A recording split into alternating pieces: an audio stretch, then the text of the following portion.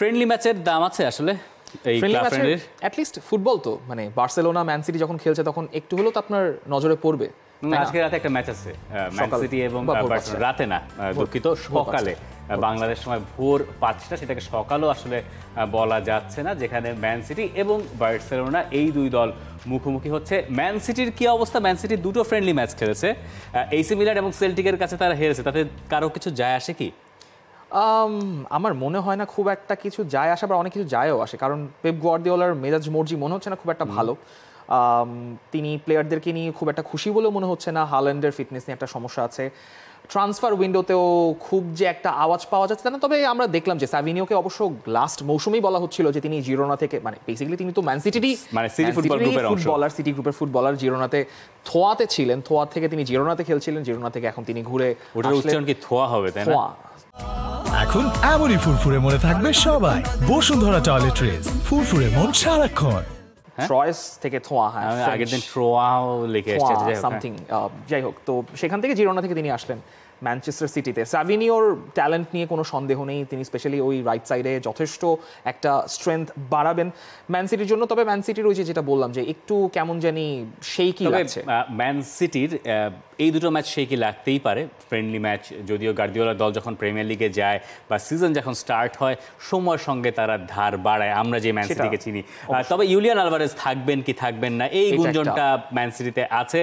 Ederson থাকবেন কি থাকবেন না গোলবারের নিচে সেই গুঞ্জনও আছে। ইনফ্যাক্ট এদারসন তো আগের ম্যাচে শেষ যে ম্যাচটা হলো ফ্রেন্ডলি ম্যাচ এসি মিলানের সঙ্গে, তারপর তো তিনি বলেই দিলেন যে আমি এখনো জানি না ভবিষ্যৎ আমার জন্য কি অপেক্ষায় রেখেছে, আমাকে ভবিষ্যতে কি লেখা আছে। মানে পরিষ্কার একটা বার্তা আছে যে এদারসন নাও থাকতে পারেন, তবে এদারসনের জন্য যে প্রাইসটা চাওয়া হচ্ছে, যেই প্রাইসটা একটা তাকে লাগিয়ে দেওয়া হয়েছে, সেটা হচ্ছে 50 মিলিয়ন ইউরোর মতো। সেটা সৌদি ক্লাবের জন্য আমাদের কাছে অনেক টাকা না, সেটা হয়তো বড় কোনো টাকা না, তবে তাদেরও হয়তো এরকম একটা আছে, রিলাক্টেন্স আছে এত তারা খরচ করবে কিনা। আল নাসেরের কথা শোনা যাচ্ছিল যে তিনি হয়তো, তবে আল নাসের বোধহয় সরে গেছে, এরপর আল ইত্তিহাদের কথা শোনা যাচ্ছে। আবার আপনি এই জিনিসটা একটু খেয়াল করে দেখেন, পেপ গার্দিওলা যখন যেই প্লেয়ারকে তিনি চান না তিনি কিন্তু বুঝিয়ে দেন যে তিনি আসলে দরকার নেই। কানসেলো যখন চলে গেলেন, যদিও কানসেলো এখনো টেকনিক্যালি সিটির প্লেয়ার, কানসেলোর ওই ধারের ব্যাপারটাও কিন্তু ওই সময় তিনি বলছিলেন যে কানসেলোর সাথে তাদের একটা খুব উষ্ণ যে সম্পর্ক তা কিন্তু ছিল না। খুব মজার একটা ব্যাপার হচ্ছে এই যে পেপ গার্দিওলা যে চান না এটা যে বুঝিয়ে দেন, এটা তিনি বুঝিয়ে দিয়েছেন একবার এদারসনকে, আমার কাছে মনে হচ্ছে এদারসনকে তিনি আরেক প্রেস কনফারেন্সে তিনি বলেছেন যে এদারসন আমাদের দলের জন্য খুব গুরুত্বপূর্ণ ফুটবল মানে গোলকিপার, তা সে আমার দলকে অনেক বেশি সার্ভ করছে, 2017 থেকে সার্ভ করছে, আমরা চাই যে সে আমার সাথে থাকুক। এই যে আমি যে চাই তার থাকুক, এখানেই গার্দিওলা ঘটনা ঘটিয়ে দিয়েছেন, বুঝিয়ে দিয়েছেন যে না থাকলেও চলছে। এই কাজ তিনি সার্জিও আগুয়েরোর সঙ্গে করেছিলেন।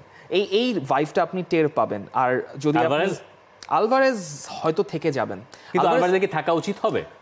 আমার মনে হয় থাকা উচিত হবে, কারণ এই মার্কেটটা অনেক ডিফ্লেটেড এখন। আপনি হুলিয়ান আলভারেজ আপনি কোথায় যাবেন? আপনার জন্য অপশন থাকতে পারে রিয়াল মাদ্রিদ, কিন্তু রিয়াল মাদ্রিদ আসলে তো যাওয়ার কোনো জায়গাই নেই। বার্সেলোনা তাকে অ্যাফোর্ড করতে পারবে না, তার জন্য আলটিমেট অপশনে দেখা যাবে পিএসজি কিংবা দিন শেষে হয়তো প্রিমিয়ার লিগের কোনো বড় কোনো ক্লাব। কিন্তু পিএসজিতে এখন লুইস এনরিকে যেভাবে দলটাকে সাজিয়েছেন, সেখানে আমার মনে হয় না হুলিয়ান আলভারেজ হয়তো যেতে পারেন, গেলে তাকে ওইভাবেই করেই হয়তো দলটা সাজানো হবে, কিন্তু লুইস এনরিকের প্ল্যানটা অন্যরকম। প্রিমিয়ার লিগে হয়তো চেলসি হতে পারে, কিন্তু চেলসিতে মনে হয় না ম্যানচেস্টার সিটি এত সহজে ছাড়বে, এবং পিএসআর এর একটা ব্যাপার রয়েছে ওই প্রফিটের সবকিছু মিলে। এই যে আলভারেজ আগের সিজনে স্টার্ট করেছিলেন বেশ কিছু ম্যাচ, কিন্তু যখন সিজনের ইম্পর্টেন্ট টাইমটা আসলো, যখন শেষের যে 2 মাস বা 3 মাস, এই সময় আলভারেজকে দলে দেখা গেল না। আপনি যদি ওয়ার্ল্ড কাপ উইনার হন, আপনি যদি ক্যারিয়ারে সব কিছু জিতে থাকেন, তাহলে এরপরে ব্যাপারটা আপনার হজম করা একটু কঠিন, আপনি আরো বেশি ইম্প্যাক্ট রাখতে চাইবেন। বার্সেলোনার আসলে কি অবস্থা? বার্সেলোনা ম্যান সিটির সঙ্গে খেলবে। বার্সেলোনার হান্সি ফ্লিকের সমস্যা বেশ কিছু আছে, তার দলে ইনজুরির সমস্যা, রোনাল্ডো আরাউহো ইনজুরিতে পড়েছেন, যাকে পাওয়া যাচ্ছে না নভেম্বর মাস পর্যন্ত। নভেম্বর মাস পর্যন্ত পেদ্রিও ইনজুরিতে পড়ে আছেন, গাভিরও ইনজুরির একটা সমস্যা রয়েছে, রোনাল্ডো আরাউহো তো নভেম্বর ডিসেম্বর পর্যন্ত থাকবে না। বার্সেলোনা নিয়ে কথা বলতে হলে বার্সেলোনার ওই শেষ পর্যন্ত ট্রান্সফার আপডেট নিয়েই কথা বলার দরকার, প্রয়োজন পড়ে যায়। প্রথমে লেভানডফস্কি তিনি থাকছেন, সামনে তাদের রিয়াল মাদ্রিদের সঙ্গে একটা বড় ম্যাচ আছে, যদিও সেটা ফ্রেন্ডলি ম্যাচ, কিন্তু রিয়াল মাদ্রিদ মানে ওই ম্যাচটার উত্তাপটা অন্যরকমই থাকবেন। বার্সেলোনার এই ট্রেনিং ক্যাম্পটা দেখলে আপনার অনেক একটু মনে হতে পারে আননোন ফেস আপনি একটু বেশি দেখছেন, আননোন ফেস না, ক্লেমেন্ট Known লংলে face, মানে বহুদিন ধরে যাকে দেখা যাচ্ছে known না, থেকে এরকম ফিরে তারা এসছে। এসেছেন। ইয়াও ফিরে এসেছেন, যদিও তিনিও ইনজুর্ড, আনসু ফাতিও ফিরে এসেছেন, কিন্তু তবে যেটা নিয়ে আসলে বার্সেলোনার কথা বলা দরকার সেটা হচ্ছে তারা নিকো উইলিয়ামসকে টার্গেট করে রেখেছে। টার্গেট করে রাখা আর তার পেছনে ছোটা ডিফারেন্ট কেস। নিকো কিন্তু উইলিয়ামস অনেকেই ধরে নিচ্ছেন যে নিকো উইলিয়ামসকে নাকি পাওয়া যাবে বার্সা, এটা কি এত কনফিডেন্টলি বলা সম্ভব?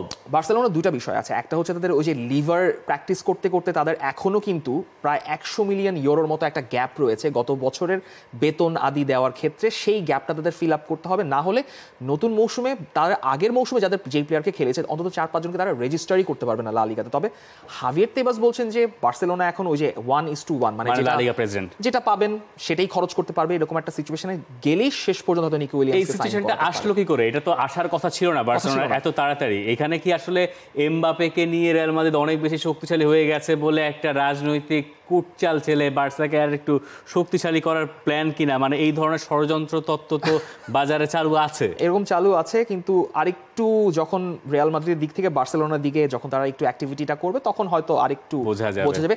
ভিতর রকে তিনি আবার ওই যে আল হিলালকে মানা করে দিয়েছেন এবং তিনি এখন দলের সঙ্গে আছেন। ভিতর রকের সঙ্গে জাভির একটু সমস্যা ছিল, ভালোই সমস্যা ছিল আসলে, তবে নতুন কোচ ফ্লিকের সঙ্গে ওই সমস্যাটা থাকার কথা না।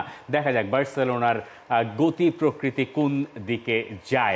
For more updates, subscribe to our YouTube channel and click on the bell icon. Follow us on Facebook and Instagram. Download T-Sports app to enjoy exciting games and highlights. Visit tsports.com.